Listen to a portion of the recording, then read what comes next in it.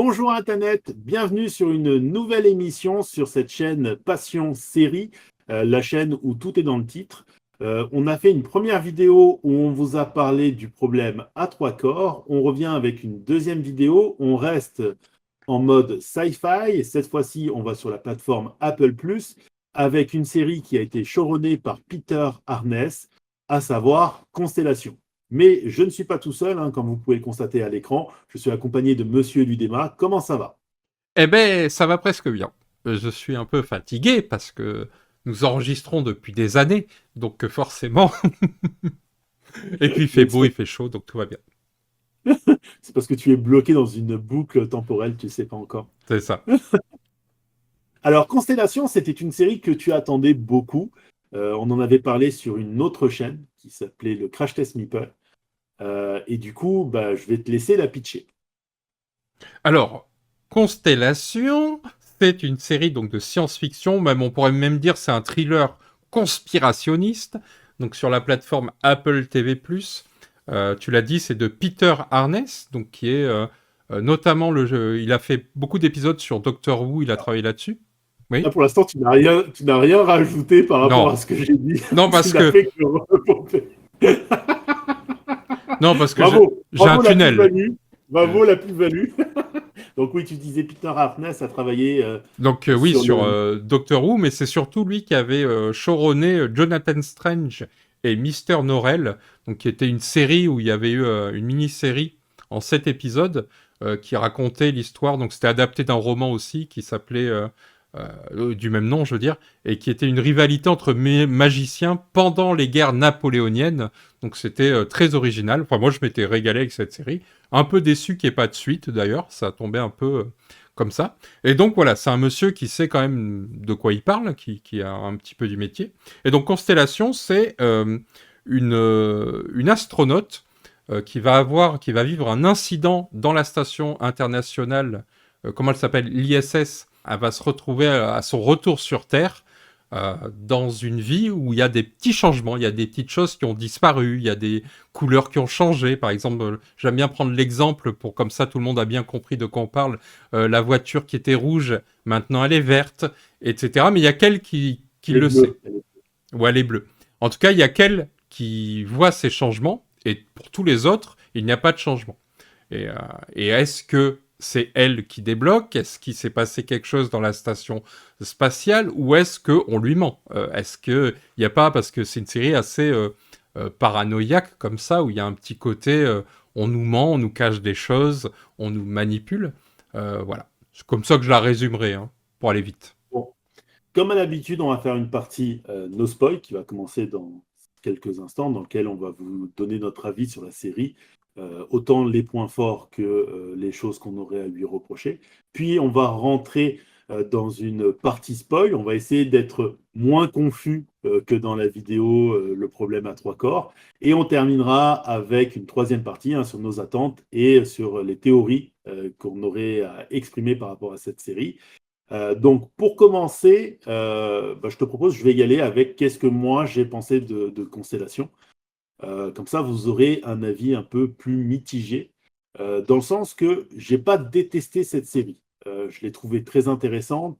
J'ai dévoré tous les épisodes. Alors, j'ai commencé à la regarder. Tout était arrivé sur Apple TV, mais j'ai essayé de pas enchaîner les épisodes. C'est-à-dire que j'ai pris un petit peu de temps histoire de ne pas faire du Du binge-watch, binge-watching. binge-watching. J'ai essayé d'espacer pour réfléchir épisode après épisode. Et ça a bien fonctionné pour moi sur les deux premiers épisodes où tu as une espèce d'ambiance un petit peu façon thriller psychologique et tout ça. Et il y a 8 épisodes, donc sur les 6 autres épisodes, on est plus dans la révélation des enjeux. Et j'ai trouvé qu'il y avait un changement de ton. C'est pas que le changement de ton m'a déplu, mais je me suis retrouvé un petit peu dans la même position que lorsque j'avais regardé The Changeling. C'est-à-dire que la série me vendait quelque chose et au final, j'ai pas eu ce qu'elle me vendait, si tu veux. Donc il y a un petit peu de déception. Il en reste que bah, j'ai pas non plus détesté ces 6 autres épisodes. Il y a plein de super références, il y a plein de trucs à trouver. On est sur le genre de série qui, quand vous trouvez des trucs, elle vous récompense. Vous voyez, on est, hop, tu vois, ah, t'as vu cette référence, t'as vu ce petit clin d'œil, et du coup, t'en es un petit peu satisfait. Euh, mais voilà, pour moi, il y a un petit point négatif qui est, mais c'est très personnel, hein, j'en ferai pas une théorie qui est que l'on peut retrouver sur certaines séries sur Apple TV+, c'est parfois le changement de ton de la série. Je suis moins client. Il y a aussi un petit souci parfois de rythme. On en parlait, toi et moi, en off sur certaines séries Apple TV. On sent que le rythme n'est pas toujours bien géré, mais on pourrait faire le même reproche aux séries de Netflix. Parfois, on le disait d'ailleurs dans le problème à trois corps, ça commence très fort sur les premiers épisodes, et puis il y a un ventre mou, et le dernier épisode est super explosif. Là, il y a des petites longueurs, il y a des petits moments, euh, mais aussi parce que j'ai l'impression que la série, il faut qu'elle développe ses personnages, donc c'est un petit peu plus mou. Est-ce que ça aurait pu être mieux fait? Je sais pas. Je suis pas réalisateur, donc je ne me permettrai pas de porter de jugement là-dessus. Et pour moi, un des derniers points faibles de la série, ça va être étrange parce que c'est aussi un point fort. C'est-à-dire que c'est une série, en termes de casting, on a deux acteurs qui, pour moi, crèvent littéralement l'écran. On a d'un côté donc Naomi Rapace, qui campe l'un des personnages, euh, c'est le personnage principal. Et de l'autre côté, on a Jonathan Banks. Les deux, waouh, c'est des masterclass des deux côtés. Surtout, Jonathan Banks, il est juste fou. Il y a plein de scènes super intéressantes avec lui. On en parlera dans la partie spoil. Mais j'ai trouvé que le fait d'avoir ces deux acteurs qui sont en pleine masterclass m'a donné l'impression que les autres acteurs faisaient un petit peu fade, tu vois. Je suis pas sûr que les autres acteurs étaient fades dans leur jeu. J'ai l'impression plutôt que c'est la performance des deux autres qui rabaisse les performances des autres acteurs. Je sais pas si tu vois, je sais pas si j'arrive à être clair, tu vois. Oui, oui. Euh, et du coup, il y a des personnages, notamment, il y en a un où il y a un épisode qui va lui être centré dessus. Bah, j'avais pas beaucoup d'intérêt parce que je voulais revoir Naomi Rapace et Jonathan Banks, tu vois. Pour moi, voilà, ça a été un petit défaut de la série. Après, en termes j'ai trouvé en termes de qualité d'image, il y a des scènes avec des tempêtes de neige et tout. C'est très clair, c'est très lisible. Waouh, la photographie est très intéressante sur la série. La façon de montrer l'espace, c'est souvent, tu peux te retrouver avec des séries qui en font des caisses avec l'espace. Là, non, c'est à la fois sobre et à mon avis, c'est peut-être, on est sur une des séries qui représente le mieux ce qu'est l'espace, cette espèce de grand vide parsemé de points lumineux. Il y a toute une partie de l'intrigue qui se passe dans la station spatiale. Là aussi, c'est très intéressant. Alors que, en fait, moi, je me disais quand je regardais ça, une station spatiale, ça doit pas être si intéressant que ça parce que c'est des couloirs, tu sais, c'est assez rectiligne, puis tu dois vite en faire le tour. Ben là, il y a une tension qui est amenée, notamment dans les 2 premiers épisodes, qui est vraiment folle. Le retour sur Terre, les utilisations des réalités scientifiques par rapport au retour des cosmonautes est plutôt bien utilisé. J'aurais peut-être quelques reproches à faire sur le côté pharmacologique qui est mis en avant dans la série. Mais ça, on le fera dans le côté des spoilers. Mais pour moi, c'est pas très grave, hein. C'est juste bah oui, c'est à cause de mon métier et potentiellement, c'est pas toujours évident d'être dans la justesse parfaite à chaque fois, hein. Donc, c'est pas un point important. Mais voilà, série à recommander pour les fans de science-fiction et série qui veut proposer quelque chose qui est différent de ce que l'on peut voir à l'heure actuelle dans pas mal de séries de blockbusters et tout ça. Là, par contre, et on le développera dans la partie no spoil, je suis pas sûr de la réussite de la série. Je suis un petit peu mitigé, mais dans l'ensemble, allez voir Constellation. On est dans les bonnes séries, les belles séries de Apple TV+. Voilà, je me tais, j'ai fini mon tunnel, je suis arrivé de l'autre côté de la Manche, c'est à toi. Oui, oui, bah, comme tu l'as dit, Apple TV+, c'est quand même the place to be pour tout ce qui est pour les fans de SF et des séries de SF.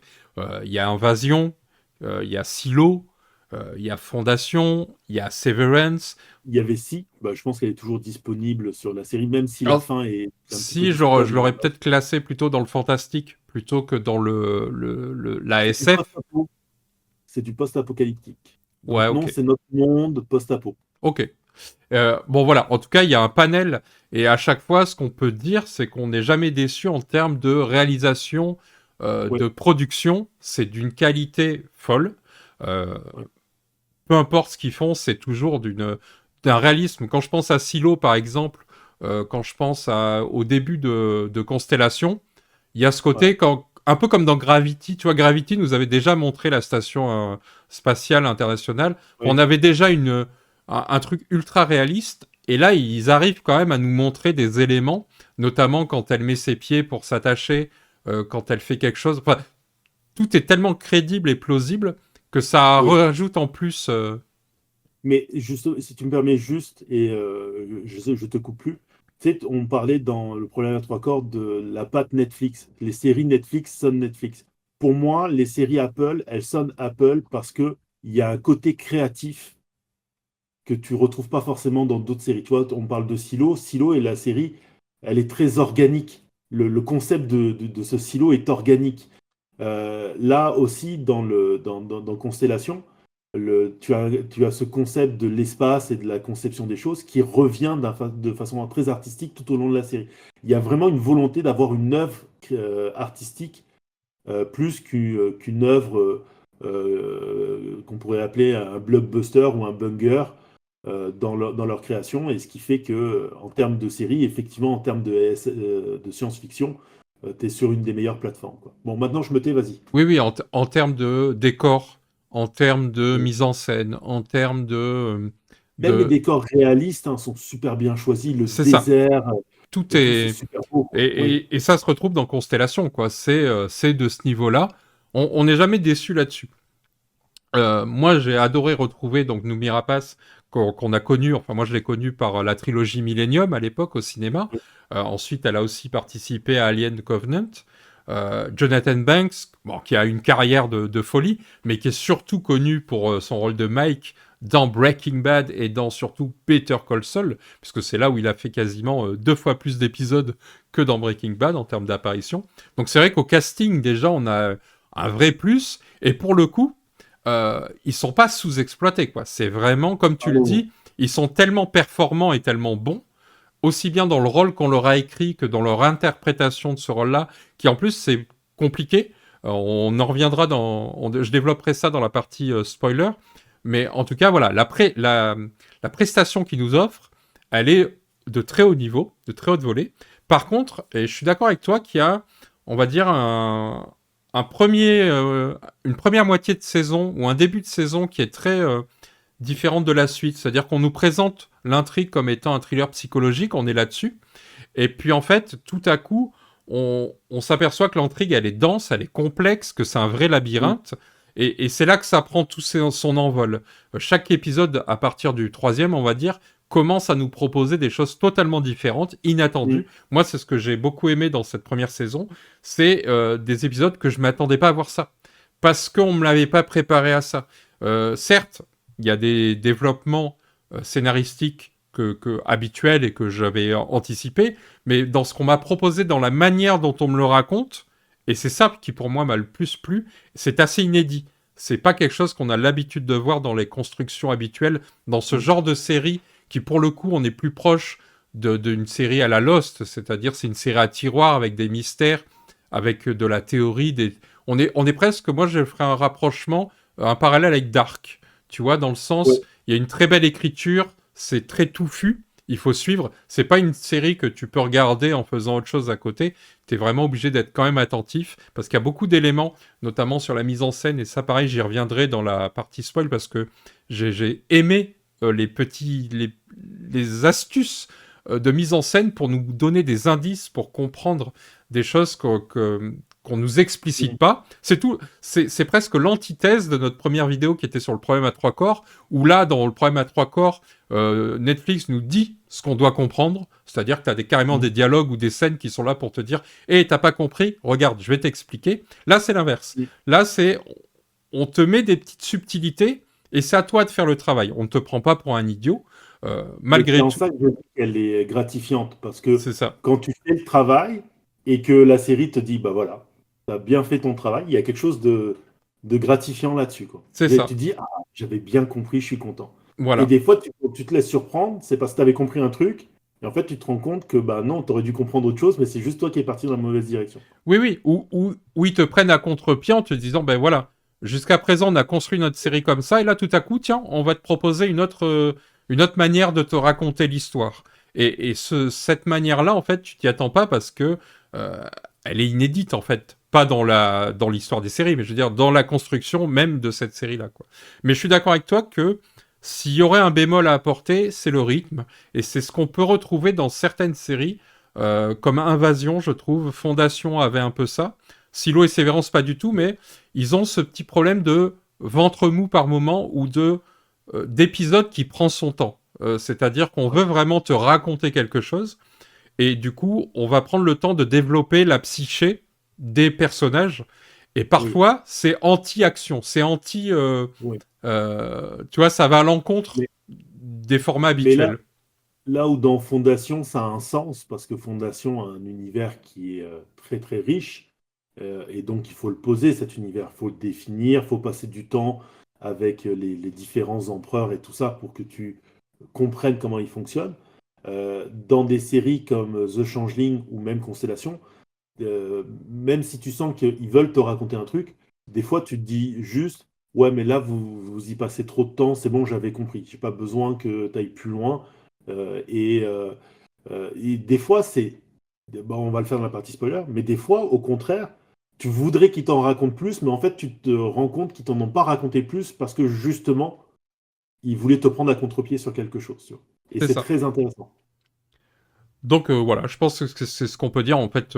Si vous êtes amateur de séries de science-fiction et Il faut surtout de pas la rater. puzzles labyrinthiques, hein, parce que c'est vraiment ça quand même. C'est une Ouais. série pour laquelle il faut s'investir, euh, qui, qui, qui marche là-dessus, qui est un peu pareil à l'antinomie de Netflix, c'est-à-dire c'est pas Ouais. lumineux, c'est un peu sombre par moment, c'est un peu pas glauque, mais il y a quand même des scènes un peu choc et on est dans une ambiance très particulière donc qui peut mettre mal à l'aise un petit peu. Donc voilà, c'est aussi quelque chose qu'on peut d'ailleurs retrouver un peu chez Apple TV+. Ils essayent un peu, ils ont ce petit côté challenger où ils vont essayer de proposer des choses qu'on ne voit pas ailleurs. Effectivement, une série comme Constellation, on la voit pas ailleurs, quoi. Non. Et alors, c'est une série, là, pour le coup, qui est passée plus un petit peu sous les radars. Parce que pareil, je suis allé voir, comme pour le problème à 3 corps, un petit peu les retours qui étaient dits sur YouTube, sur Allociné, sur les retours du public et de la presse.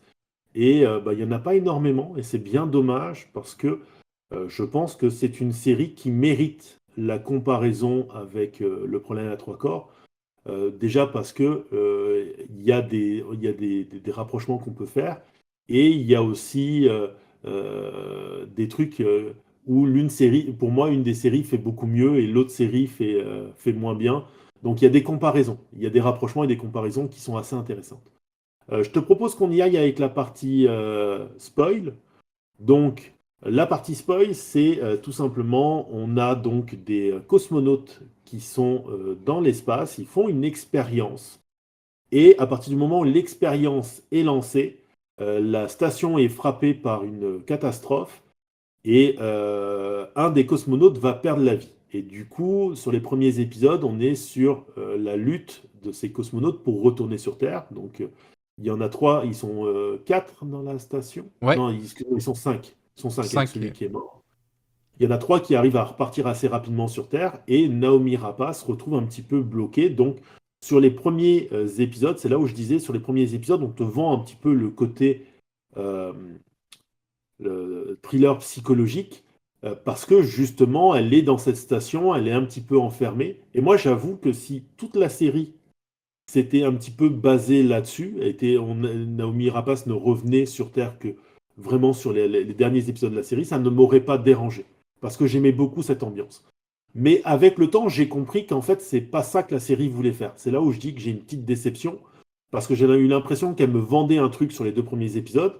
Mais en fait, ces 2 premiers épisodes servent à mettre en place ce que tu vas retrouver dans le reste de la série, c'est-à-dire qu'on est sur un discours sur une vision en fait de la physique quantique, le fameux problème ou le fameux énoncé, plutôt que problème, c'est un énoncé, le fait que tu puisses retrouver deux choses complètement opposées en même temps, au même endroit.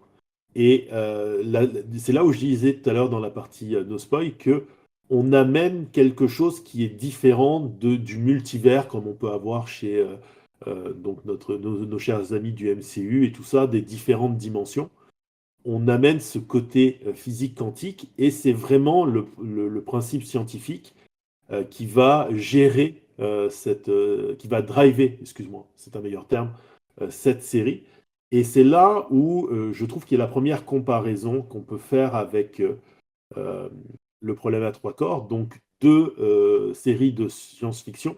Alors je dirais pas, bah, quoique si d'une certaine façon Constellation, ça peut être considéré comme de la hard science-fiction, je sais pas ce que toi tu en penses, mais dans les 2 séries, j'ai trouvé parfois que la science était un petit peu un facilitateur scénaristique. C'est-à-dire que hop, on te met une petite dose de science et je fais avancer mon scénario sans chercher forcément à avoir d'autres explications. Peut-être que c'est plus distillé et discret dans Constellation que dans le problème à 3 corps. Je te laisse continuer par rapport à ça. Qu'est-ce que toi tu en penses?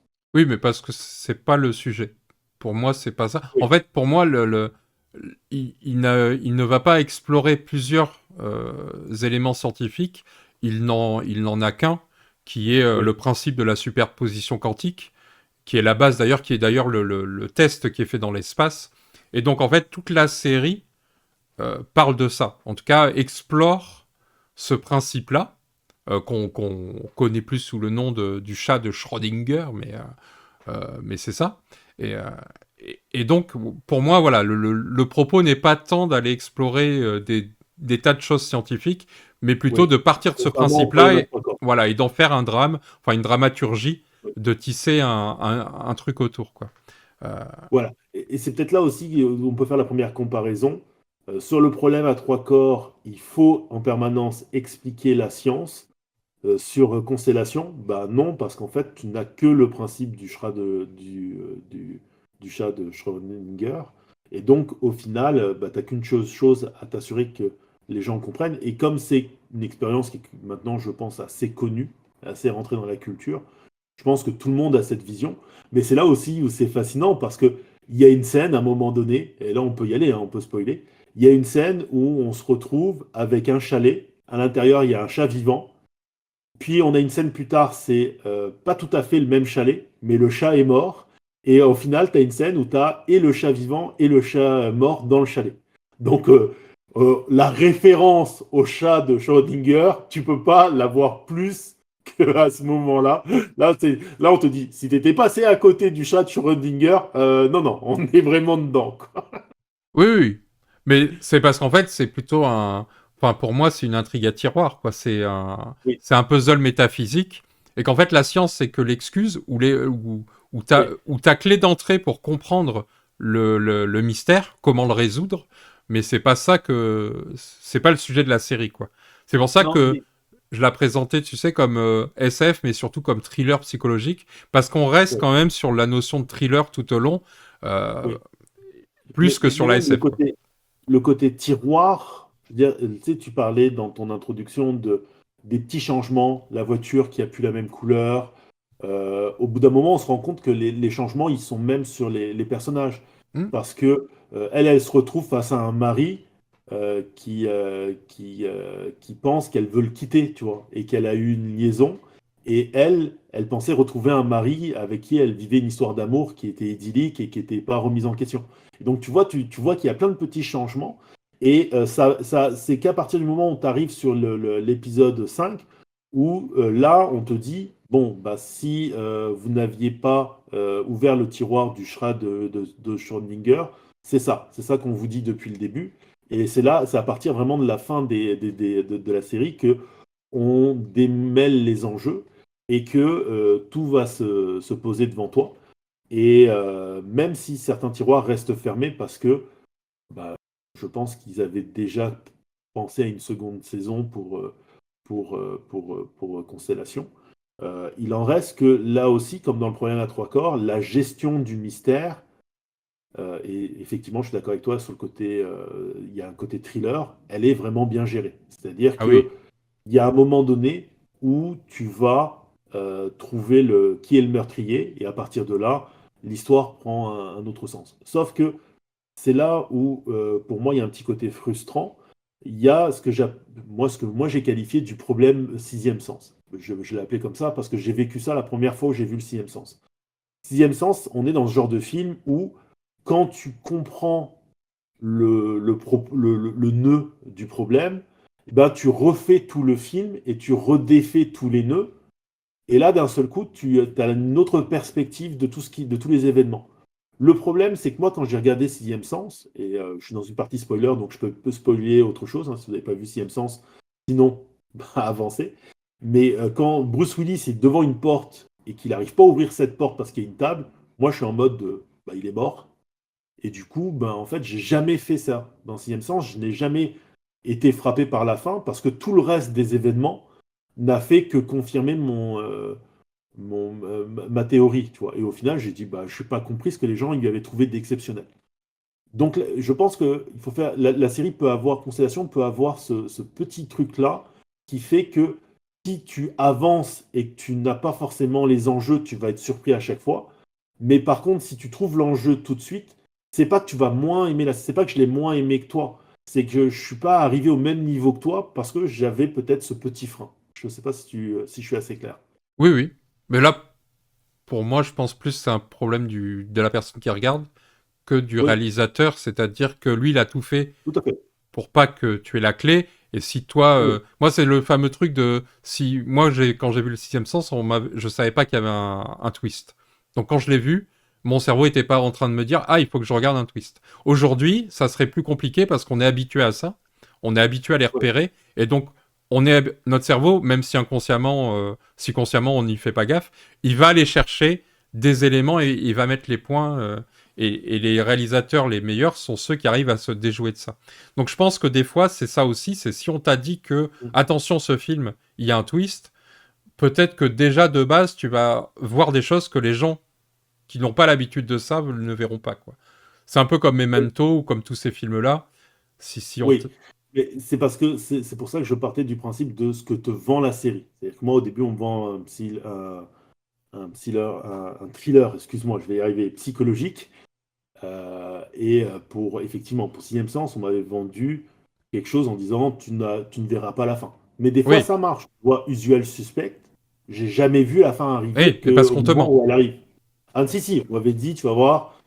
Non, on te ment. Ouais, Le oui, film te ment en permanence. Donc tu ne peux pas oui. le deviner. Tu peux pas le pré-shot. Là où au sixième sens, on ne te ment jamais. C'est ça la Mais, force du film. Moi, j'ai toujours préféré sixième sens mais à pour Usual moi, c'est Suspect pas. à cause de ça. Mais Mais c'est pas le propos de l'épisode. tout à fait. Surtout que je serais pas d'accord avec toi. Mais, mais pour moi, c'est pas un problème de Shyamalan. C'est moi en tant que spectateur. Mais je préfère quand même mettre en garde les gens parce que je sais que la déception, elle peut être là. Et ne prenez pas ça pour la série est pas bonne. C'est plutôt le fait que, bah voilà, en tant que spectateur, on réagit pas toujours de la même façon face à une série. Ouais. Maintenant, on parlait, tu vois, toujours dans les comparaisons Oui, avec le j'ai toujours problème rien à dit, trois moi. corps. Mais bon, bref. Bref. Ah, pardon. Et je te laisserai parler après. Mais tu vois, dans les comparaisons avec le problème à trois corps, je disais dans la série, excuse-moi, je disais dans la vidéo, que je me souviens de toutes les scènes les plus product value, c'est-à-dire à mon avis, les scènes qui ont dû coûter le plus cher, sont celles qui m'ont le plus marqué. Ce n'est pas le cas avec Constellation. J'ai l'impression, pas forcément, d'avoir retenu les scènes où il y avait le plus d'effets spéciaux. Il y a une scène, par exemple, où Jonathan Banks et face à une tierce personne, il est en train de discuter. Et en fait, à un moment donné, il y a un truc qui se passe, tu te dis, mais qu'est-ce qui arrive? Où il se met à rire et il se pisse dessus. Cette scène-là, au moment où elle arrive, c'est tellement bien amené, tu t'y attends tellement pas, c'est tellement surprenant. Et en fait, tu te rends compte que, parce que le principe donc de la série, c'est que tu as plusieurs possibilités qui se côtoient, et donc tu as des personnages qui sont dans des... alors, c'est dur à, comment dire, à vulgariser sans passer par le multivers, mais c'est pas du multivers. Mais concrètement, on a un Henry, qui est donc le personnage que joue Jonathan Banks, donc cosmonaute de renom et tout ça, qui s'occupe à la NASA du département scientifique. Et la série nous présente un autre Henry, Jonathan Banks, toujours joué par Jonathan Banks, mais qui lui est plutôt un cosmonaute qui a raté sa mission. Tout le monde se souvient de son échec. Il est très agressif, il a des problèmes de santé mentale et tout ça. Et en fait, les deux protagonistes arrivent à rentrer en contact l'un avec l'autre. Et donc, le moment où ils se pissent dessus, c'est parce que l'autre essaye de prendre le contrôle de son corps. Et juste après, tu as une scène où les deux vont se parler. Et en fait, ils se parlent par l'intermédiaire d'un miroir une salle de toilette. Et j'ai trouvé que d'un point de vue réalisation, l'idée, elle est juste géniale. Alors tu vas me dire, oui, ça a déjà été fait. Oui, mais la façon dont c'est fait à ce moment-là, je trouve que ça se démarque des autres fois. Tu sais, il y a cette fameuse scène dans Le Seigneur des Anneaux où il représente un peu le dédoublement de personnalité de Gollum, où il parle à son reflet dans le rivière, dans l'eau, tu sais, je sais plus si c'est une rivière ou un lac, c'est pas Il fait un important. chant contre chant, en fait. Ouais, il fait un chant en contre-champ. Là, les deux protagonistes sont dans le même champ. C'est et l'idée, elle est juste très cool. Tu vois vraiment une personne qui parle à son reflet, quoi. Et j'ai vraiment trouvé ça très très intéressant comme scène. Et elle m'a vraiment marqué, quoi. Bon, c'est pas la seule, mais il y a des scènes aussi avec des effets spéciaux comme parce que en fait, on a une possibilité où c'est Naomi Rapace qui se retrouve bloqué dans la station et qui cherche à s'échapper. Et il y en a une autre où c'est le cosmonaute qui meurt dans la première partie de la saison, qui survit, et c'est le personnage de Naomi Rapace qui meurt. Et en fait, quand elle meurt, elle frappe une vitre de la station et elle fracasse la vitre, et du coup, il y a l'aspiration, et tu as son œil qui est aspiré. Bon, c'est un tout petit effet. Et moi, sur le coup, je fais oh là, petit haut le cœur. Mais voilà, j'ai trouvé, il y a plein de petites scènes comme ça, où le- la, la- la- la scène avec les deux enfants qui sont en train de jouer à cache-cache, et l'autre voit juste les pieds d'une fille qui écrase la peluche, et elle pense que c'est sa copine à qui elle avait passé la peluche. J'ai trouvé visuellement, elle est très belle, très intéressante, quoi. Donc, plein de petites scènes comme ça marquantes. Je me tais, j'ai fini mon tunnel, vas-y, c'est à toi. Ah, enfin! Allez, on est parti pour une heure de plus.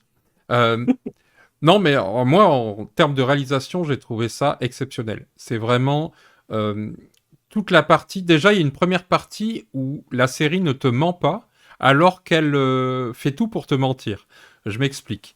Quand il y a une scène avec Jonathan Banks et celle qui joue le rôle de Irina, où elle lui demande comment va ton frère. Il faut savoir que, comme on voit l'autre personnage d'Henry, donc qui est sa réalité alternative, je sais pas comment dire, sont en même Ouais. temps, on va dire.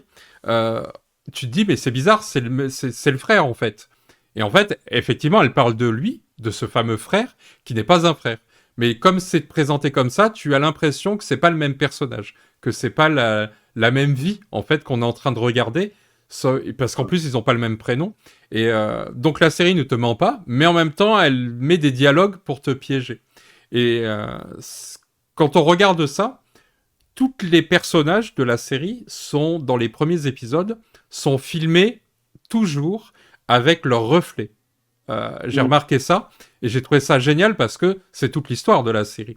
Et la scène que tu viens de parler, de raconter où Joe s'écrase contre la fenêtre et est aspiré de l'autre côté du miroir, dans le vide. Ouais. Enfin, à chaque fois, tout est référencé en permanence.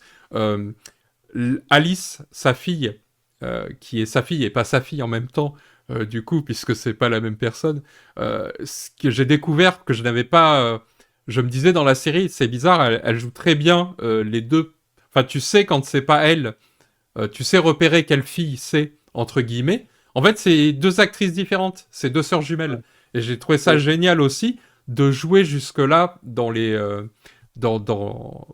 Moi, ce qu'on appelle, alors grossièrement, c'est ce qu'on appelait avant le milking dans le cinéma traditionnel. C'est comme dans Alien, quoi.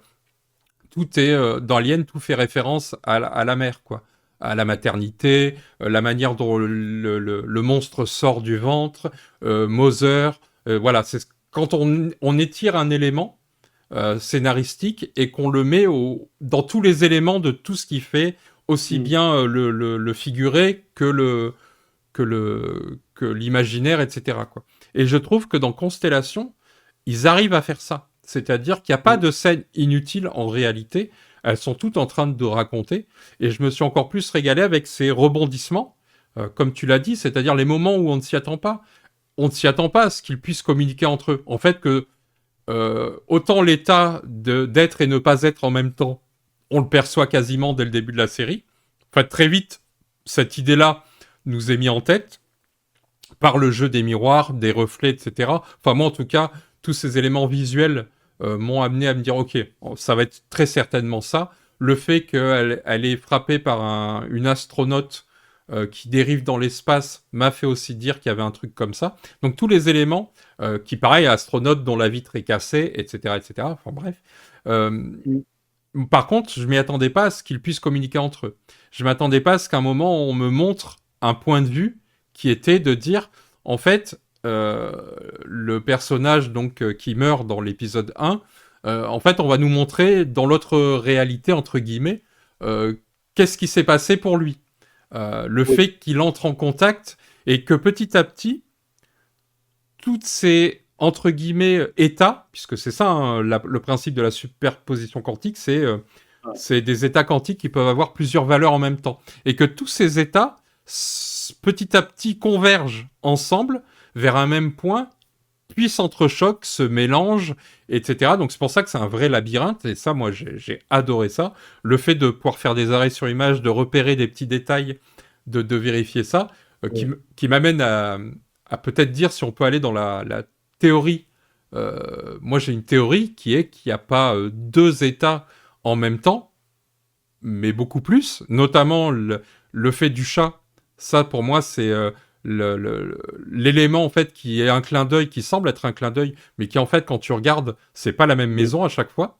C'est pas pas le même. seulement, parce que tu parlais tout à l'heure du cosmonaute qui meurt et du cosmonaute qui est vivant, Oui, mais justement, tu as ça avec le cosmonaute qui percute la station dans la réalité de Joe. C'est le personnage de Irène, qui est la chef opérateur pour le projet russe. Et quand tu l'as dans la réalité avec l'autre cosmonaute dont j'ai oublié le nom, quand lui revient, quand c'est Joe qui meurt et que c'est lui qui revient, et ben elle est là aussi.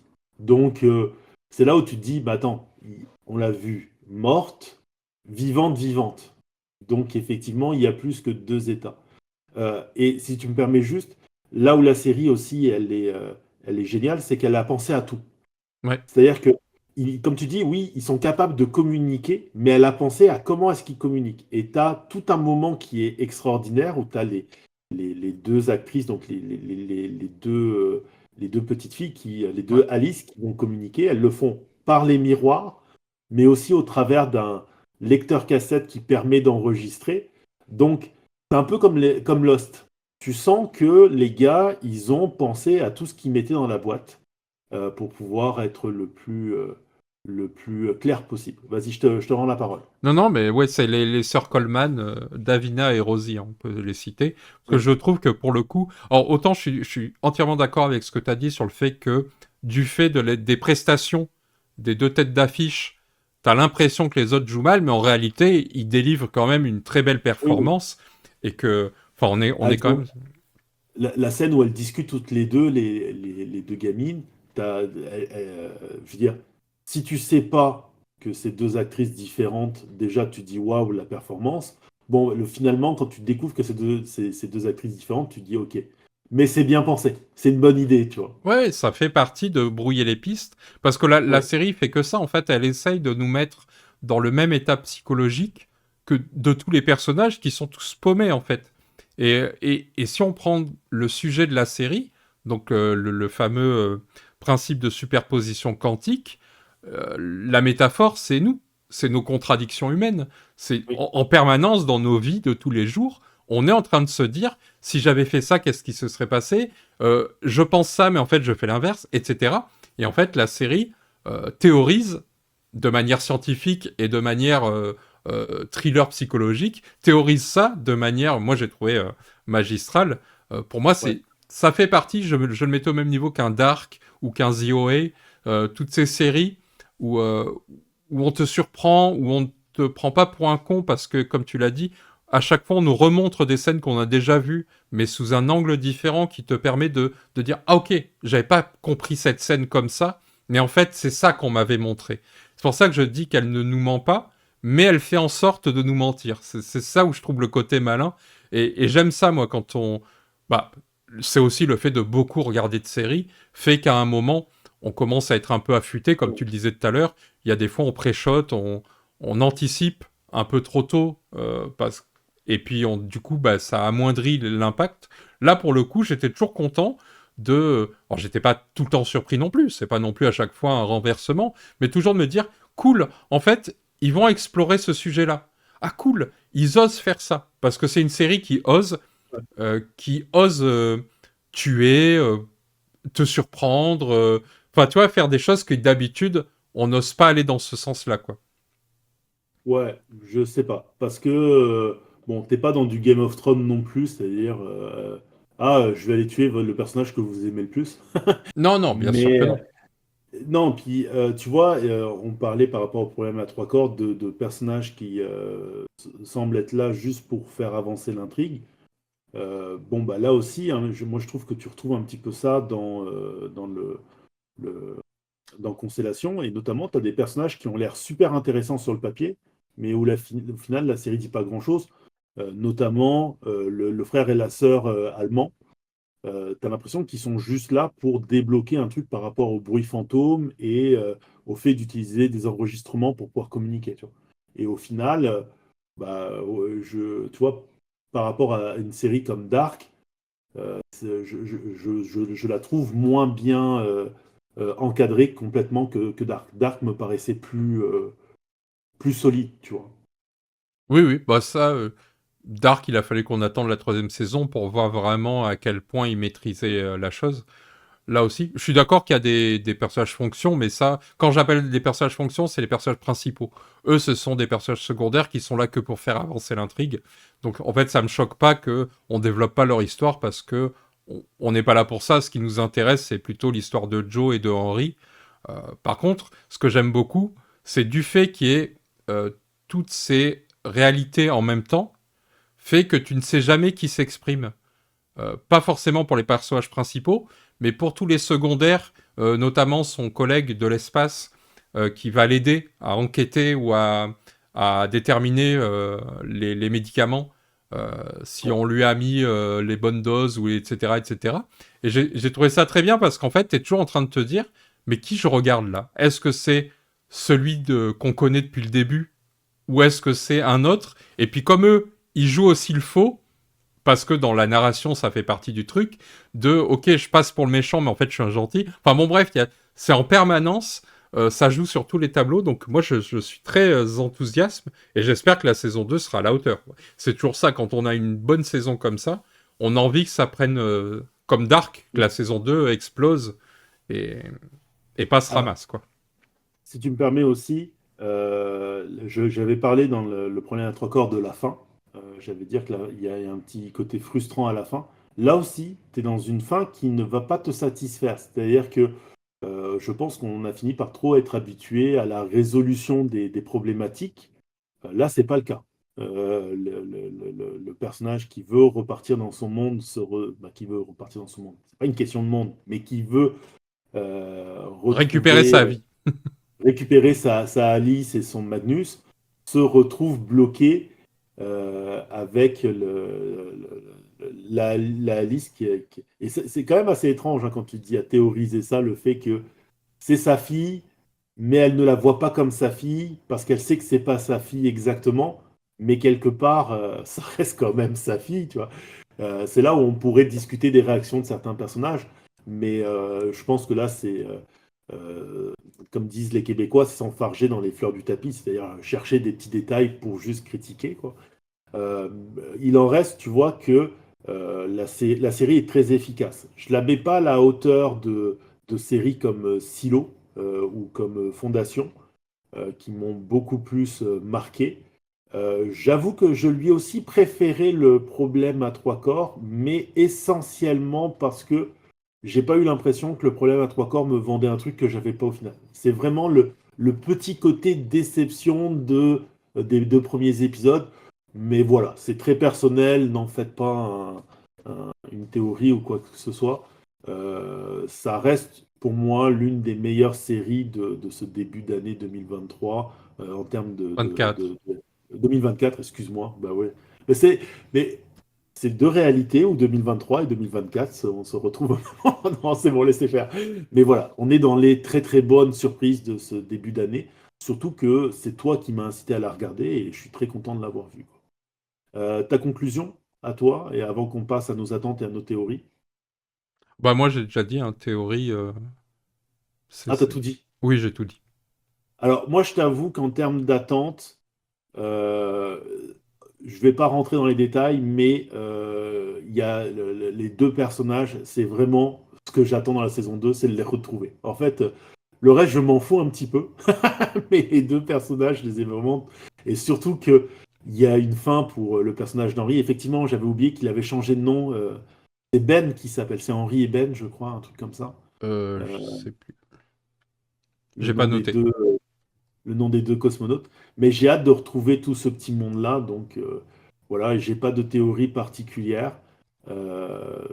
Très très bonne série, quoi. Du coup, bah, je pense que on peut Bud. conclure là. Bud. Ouais, non, c'est pas Ben, c'est Bud. J'étais pas loin, j'étais sur la première lettre. Voilà, donc recommandation, Constellation, si vous n'avez pas vu, jetez-vous-y dessus, surtout si vous aimez les séries à tiroir, les mystères, la science-fiction et les grands acteurs. Allez-y, c'est super beau, c'est super clean. Voilà, je vous souhaite une bonne continuation. Clap de fin. Ciao ciao.